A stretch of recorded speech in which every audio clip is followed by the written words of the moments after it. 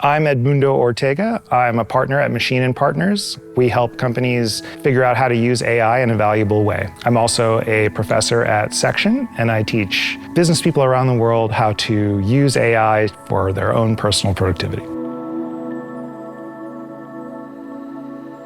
Well, every new technology comes with a hype cycle where people get really excited about it. They see something cool that shows its potential. They try it out and it doesn't live up to its hype. Then they're very disappointed, but we start to learn how to use the tool and we start to get productivity out of it. So this has happened with everything, mobile, the web, computers in general. So it's true, we're at the beginning of this. Different people are in different places in the hype cycle, but as someone who builds with AI every single day, I can see the potential. I see that we're not quite there in some places, but it's only a matter of time before this becomes pervasive in everything that we do. So the Gartner Hype Cycle is a description of how new technology is encountered as it comes out. So typically there's a trigger where something happens with the technology, a demonstration of what it can do. People get really excited. They talk about, oh, this is going to make us $1 million. And, it goes crazy. Expectations are super high. And then it doesn't live up to the expectations, at least at first, because it's still a new emerging technology. Then people start to use it and realize how to make it achieve some of that potential, and it becomes something that we all get used to. So that's the Gartner Hype Cycle. Where are we? Well, it depends on who you are. So some people who are discovering AI for the first time or just learning about it or reading articles in the newspaper might be at the beginning of that hype cycle. They might be hearing about our future robot overlords and things like that. And so the hype might be really high for them. Other people are probably trying to implement it in their business. And they might be either on the disappointment side where they felt like, oh, this was supposed to be so much better, or maybe they've climbed out of that and they're finding some productivity gains in it. So that comes with experience. And yet others, like me, are probably building with it and actually getting used to what it can do and what it can't do and have a better handle on what its potential is. I don't think there's a particular set time for you to move along that hype cycle, but I think training helps. I think learning more about the technology gets you to move along it more quickly. Yeah, so Goldman Sachs predicts that we're going to have 300 million jobs that are either eliminated or transformed due to AI. I think that's a speculative number, let's say. And the thing you have to realize is that we're all going to get this tool. So every company is going to utilize it in some way. Eventually, it will be something that's just woven into the work that we do every day, just like the internet is woven into the work that we do every day. The internet didn't necessarily displace all these jobs, but it did transform the way we work. And I think that's what we're going to see again with AI. Yeah, anybody that uses data, anybody that uses language will be impacted by AI because AI speaks our language. It's a way for us to communicate with computers in our own language. Whereas before you had to program computers. So even when you build websites, you have to write HTML. If you build computer code, you have to write Python or C++. But now we can interact with computers with our own language.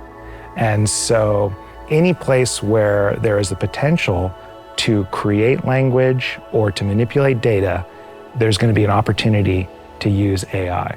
So given all the hype with AI, how can companies find real productivity gains today? I think the best way to do that is to up-level your whole team, basically train your employees on the use of AI. And by doing that, what you're doing is you're helping them identify all of the use cases that could drive productivity for the whole organization.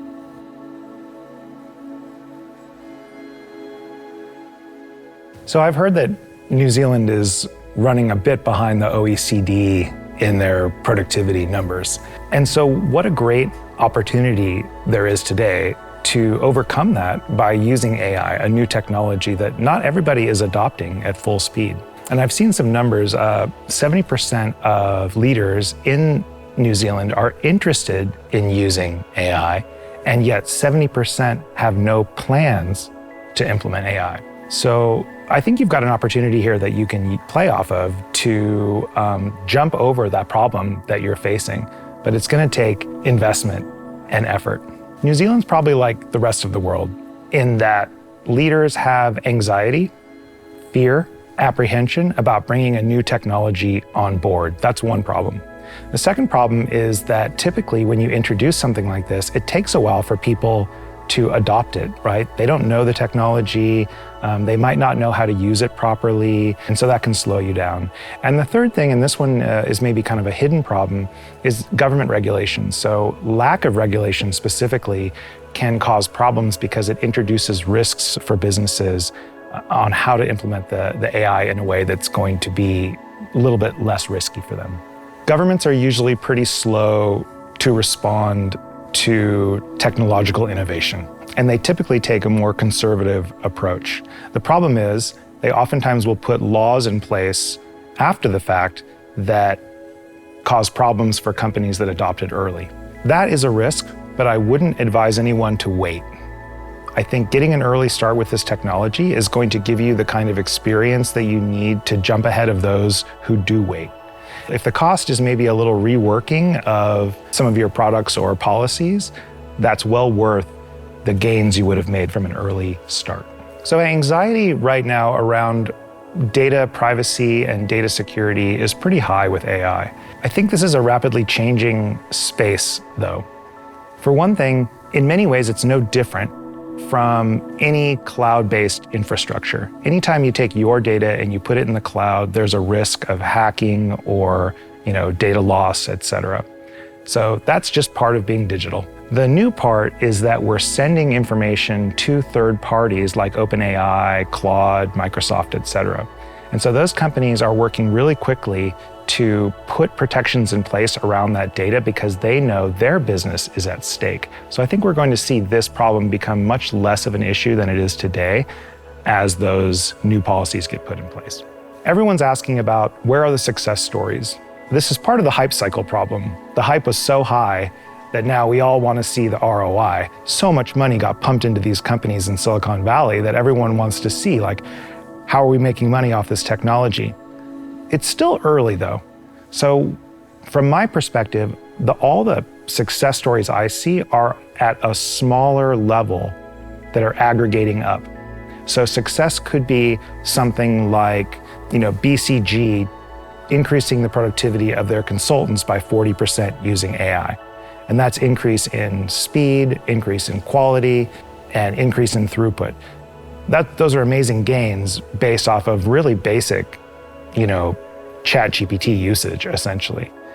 Other places that I'm seeing are places where data is being processed, where it used to be humans doing this awful data picking or data cleaning task that even the people that were employed doing it didn't like doing it. So it's possible to use AI to do those kinds of tasks, and that's being implemented everywhere. So what does the world look like when you are a business that charges by the hour, but you're using AI to do your job in minutes? This is a big question that's coming around, and it's hitting law firms, consulting firms, anybody that charges by the hour. I honestly don't know the answer to this. I think those companies are going to move to a more fee-for-value service rather than fee for time. And the truth is that those people that are doing that work are experts. So do you want to pay a lawyer $500 an hour to do tedious reading of legal papers, or do you want to pay them $500 to get an answer that you need? The whole world has just been gifted with this new technology of AI. The question is, what are we going to do with it? From my perspective, I'm seeing companies in the US and around the world doing nothing.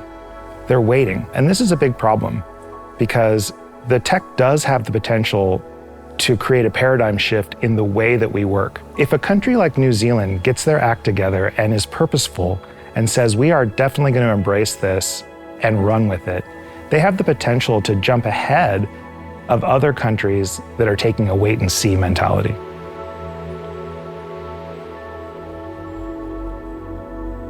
So how does a business move from an AI concept to actually putting AI into production? The first thing is identifying use cases that are actually going to move the needle for the business.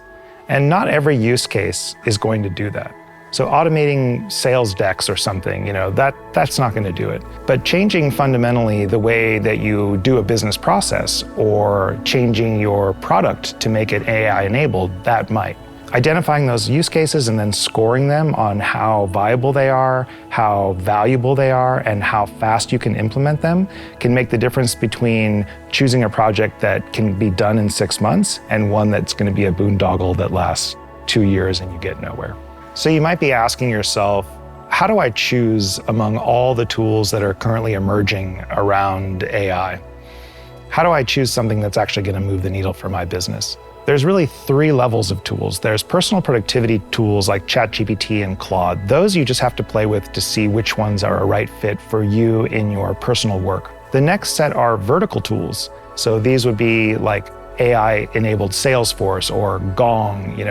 They're for a particular vertical in your business. And the last is actually building your own tools. Some businesses have processes that are so unique to them, they can't buy an off-the-shelf tool. The key here is, again, going back to this idea of training your whole workforce to get a feel for the technology. They'll make the best decisions once they understand what the strengths and weaknesses of AI are from their own personal perspective. So as a business, when do you make the decision to build your own tools, and who should build that tool for you?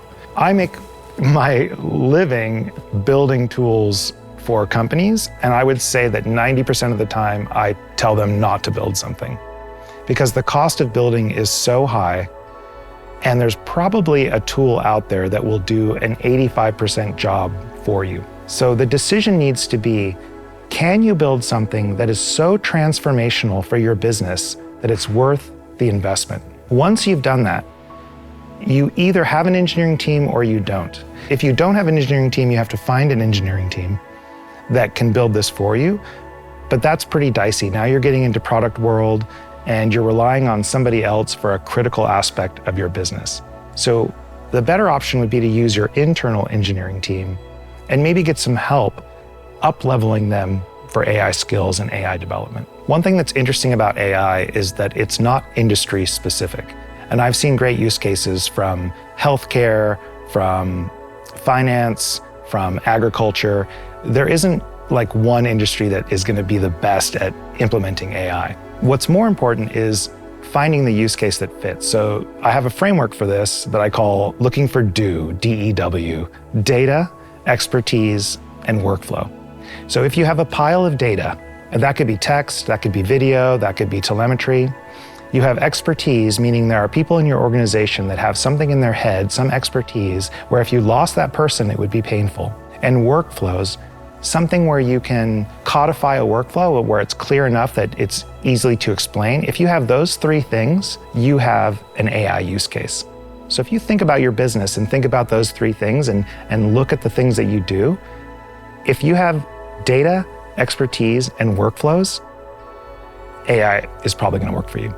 So what are some surefire techniques that you can use to up-level your team and drive adoption of AI in your company? I'll tell you one thing. No one's going to use AI if it doesn't bring value to them. If it doesn't make them more productive, it doesn't make them more creative, it doesn't help them do their job. So you can do all the training in the world, and if it doesn't help that person, they're not going to use it. So the most important thing you can do is make sure that the training involves real world use cases that they are involved with. Generic training is not going to work. You have to find something that they can apply to the things that they do every day. So what's your responsibility as a leader to make sure that your AI projects lead to success? I could go into details around the various techniques that you might use or strategies, but I think the number one most important thing is for you to understand this technology. Don't put it off to your engineering team or somebody else on your team. We're talking about a paradigm shift here. You as a company leader need to understand that paradigm shift, and you need to drive it in your organization rather than letting somebody else take responsibility for it.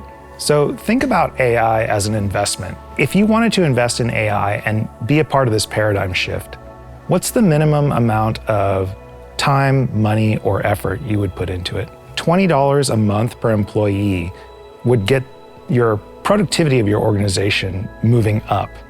That's the least you could do. And as you start working on projects and developing tools and things like that, you'll get a better feel what suits your particular business individually. So what you'll find as you start to implement AI across your organization is that you'll find a few gurus emerge.